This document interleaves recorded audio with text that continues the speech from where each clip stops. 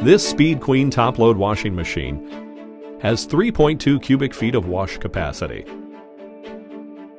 This brand of washing machine has 4.3 cubic feet of capacity. The tub size is physically larger. That means it's able to handle a bigger load than a Speed Queen, right? Well, not really.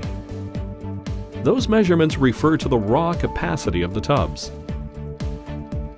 That's different than the actual usable capacity, which considers the amount of laundry, the volume of water, as well as the machine's washing action.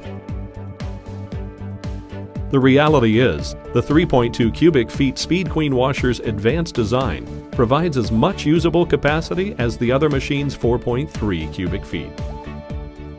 Let's take the exact laundry load and put it in each machine. Then, fill both tubs with water to their maximum capacity.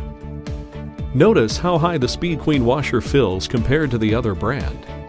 There's more usable space inside the Speed Queen, which is why both machines handle loads of the exact same size. The Speed Queen washer handles just as much laundry as the larger machine. That's optimum capacity. Load after load, experience the unmatched quality and dependability delivered by Speed Queen.